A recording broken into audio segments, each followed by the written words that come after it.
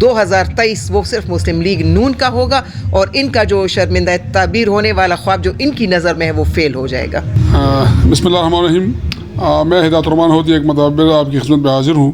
इस वक्त पाकिस्तान मुस्लिम लीग नून की सूबाई नायब सदर शाहजी औरंगज़ेब साहिबा हमारे साथ मौजूद है। उनसे जान लेते हैं मुल्क की सूरत हाल के हवाले से।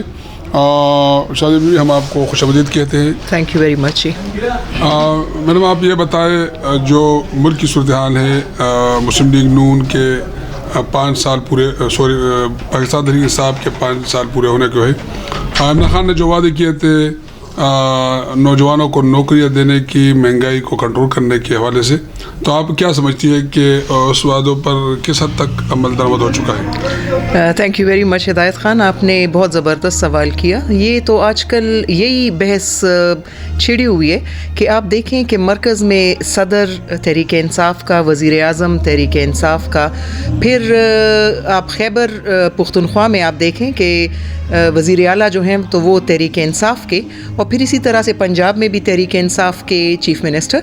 लेकिन आप देखें कि नाकाम हैं ये लोग। उसकी वजह यही है कि जनाब ये मुसल्लत किए गए लोग हैं और ये इलेक्टेड नहीं हैं, ये सिलेक्टेड हैं। इनके पास कोई विजन नहीं था, इनके पास कोई रोड मैप नहीं था और इनके पास कोई जज्बा नहीं था लोगों की खिदमत का।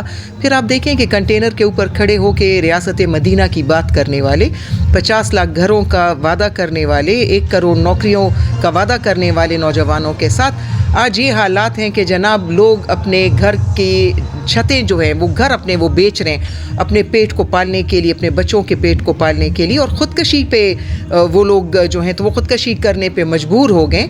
तो ये हालात जो बने हैं तो हम तो आज गिला उन लोगों से करेंगे कि ऐसे लोगों को लेके आए कि जिनका दिमाग अब भी कज़ाफ़ी स्टेडियम में है और वो लोगों के काम का जज्बा नहीं रखते और पाकिस्तान को जिस नहज पे इन्होंने पहुंचाए। आप देखें कि लोग झोलियां फैला के अब कहते हैं कि जनाब नए पाकिस्तान की ज़रूरत नहीं, हमें वही पुराना पाकिस्तान लौटाया जाए जिसमें महंगाई नहीं थी। आप देखें कि आज अगर वो आटा ख़रीदते हैं तो चीनी की ताकत नहीं रखते, अगर दवाई ख़रीदते हैं तो बिजली का बिल नहीं दे पाते। तो ये हालात कब तक चलेंगे और पाकिस्तान को ये किस नहज तक लेके जाएंगे?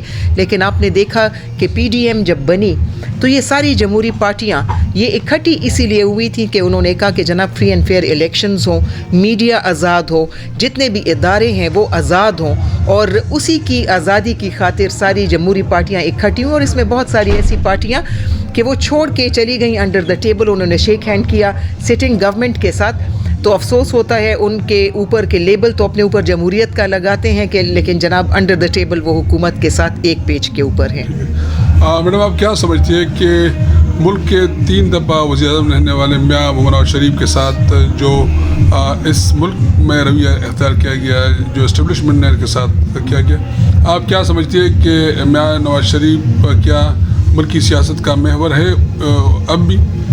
जनाब 3 दफ़ा वज़ीर आज़म कोई ऐसे ही नहीं बनता, एक जमहूरी हुकूमत थी उनकी। और आप देखें कि आज भी पाकिस्तान में सबसे ज़्यादा वोट पड़ने वाली पार्टी जो है वो पाकिस्तान मुस्लिम लीग नून।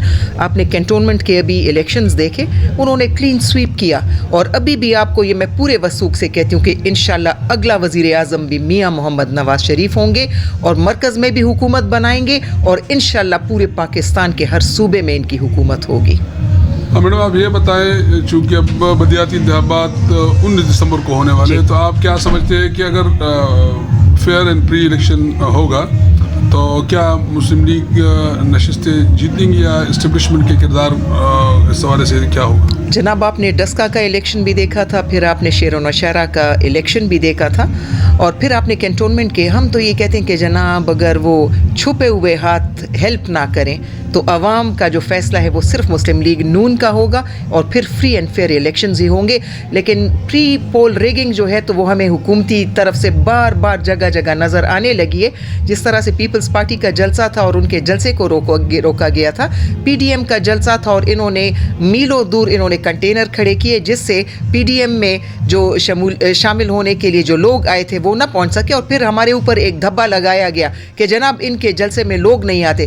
किस तरह से बात करते हैं जनाब, आप तो प्री पोलिंग रिगिंग के माहिर हैं, RTS के फेलियर के आप माहिर हैं, EVM को इंट्रोड्यूस आपने किया, EVM की बात आपने की, EVM को आप लेके आए, लेकिन इंशाल्लाह 2023 وہ صرف مسلم لیگ نون کا ہوگا اور ان کا جو شرمندہ تعبیر ہونے والا خواب جو ان کی نظر میں ہے وہ فیل ہو جائے گا.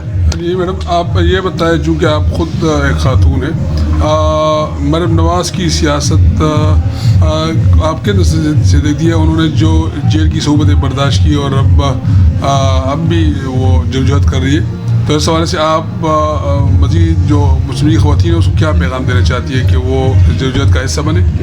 شیروں کے گھروں سے شیرنیاں ہی نکلتی ہیں جناب. وہ ایک شیرنی ہے اور ان کے دیکھا دیکھی آپ نے دیکھا کہ جو ہم میں وہ جو کانفیڈنس ہے اس کا لیول انشاءاللہ بڑھتا جا رہا ہے.